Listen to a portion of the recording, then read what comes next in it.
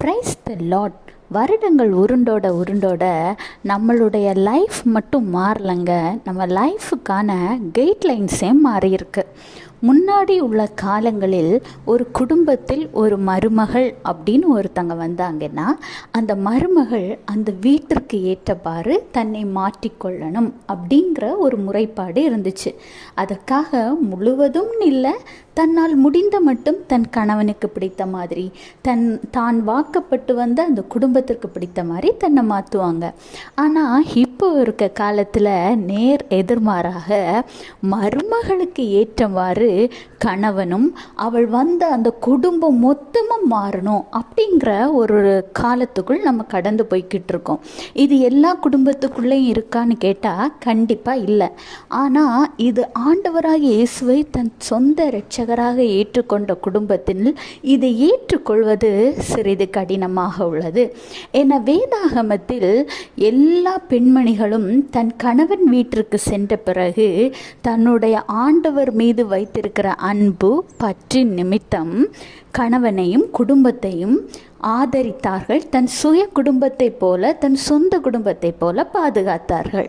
இன்றைய இளம் தலைமுறையினருக்கு அந்த சரியான புரிதல் இல்லை என்பதே உண்மை. நான் ஒரு வீட்டுக்கு போனால் நான் ஏன் மாறணும், நான் ஏன் அவங்களுக்காக சேஞ்ச் ஆகணும்? அதாவது பெண் மட்டும் மாறுறது கிடையாதுங்க. ஒரு திருமண வாழ்க்கைக்கு பிறகு எந்த அளவுக்கு ஒரு பொண்ணு தன்னுடைய மாட்டிக்கிறாளோ அதே மாதிரி அந்த பெண்ணிற்கே தெரியாமல் அந்த கணவனும் தான் வாழ்ந்து வந்திருந்த வாழ்க்கையிலிருந்து பெண்ணிற்காக மாறுகிறான். ஏன் அந்த பையனோட தாய் தந்தையர்கள் கூட வந்திருக்க பொண்ணிற்காக மாறுகிறாங்க.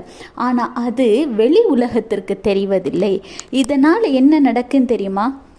குடும்பத்துக்குள் பிரச்சனை, சமாதானமின்மை, சந்தோஷமின்மை வந்து ஒருவருக்கொருவருக்கிடையேயான அன்பில் பிரிவினை ஏற்படுகிறது. அன்பு தான் சகலத்தை தாங்கும். அந்த மாற்றம் கூட அன்பின் நிமித்தமே நடக்குது. ஒரு கணவன் தன் மனைவிக்காக அன்போடு மாறுகிறான், மனைவி தன் கணவனுக்காகவும் அவன் குடும்பத்துக்காகவும் அன்போடு மாறுகிறான். இதை புரிந்து கொள்ளாத இடத்தில் பிரச்சனைகள் அநேகம் இருக்கு. ஆண்டவராகிய இயேசு கிறிஸ்து மத்தேயு 19:19 உன் தகப்பனையும் உன் தாயும் கனம் பண்ணுவாயாக, உன்னிடத்தில் நீ அன்பு கூறுவது போல பிறனிடத்திலும் அன்பு கூறுவாயாக என்பவைகளையே என்றார். இதில் 2 காரியங்களை எடுத்துக்கொள்ளலாங்க. ஒன்று, உங்கள் தகப்பனையும் தாயையும் எந்த காரணத்தை கொண்டும் மற்றவங்களுக்காக விட்டு கொடுத்து பேசாதீங்க.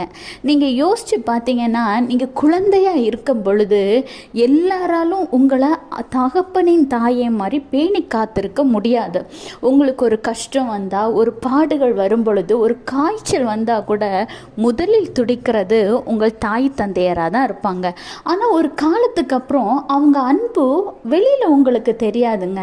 நம்ம கல்யாணமாகி குழந்தைகளை பெற்று நம்ம குழந்தைகளை வளர்க்கும் போது தான் நம்ம தாய் தந்தையர் நம்மளை எப்படி வளர்த்துருப்பாங்க அப்படிங்கிறத புரிந்து கொள்ள முடியுது. எந்த காரணத்தை கொண்டும் தாய் தந்தையரை ஒதுக்கி வைக்காம வந்த மனைவியையும் கனம் பண்ணணும். அதாவது வந்த மனைவியையும் நீங்கள் அன்பு செலுத்தணும், உங்கள் தாய் தந்தையரையும் கனம் பண்ணணும். அந்த காரியத்தில் எல்லா ஆண்களும் கரெக்டாக இருந்தீங்கன்னாலே உங்கள் குடும்பத்தின் அன்பு எக்காரணத்தை கொண்டும் உடைந்து போகாது. உன்னிடத்தில் நீ அன்பு கூறுவது போல பிறரிடத்திலும் அன்பு கூறுவாயாக என்ற வார்த்தையின்படி உங்கள் குடும்பத்துக்குள் மாத்திரமல்லங்க, உங்கள் குடும்ப மனைவியோடு வந்த அவங்கள் குடும்பம், அவங்க ஃபேமிலிகளையும் நீங்கள் அன்பு செலுத்துங்க. உங்கள் வாழ்க்கை சமாதானமானதாக, சந்தோஷமானதாக மாறும். Have a blessed day. Jesus bless you.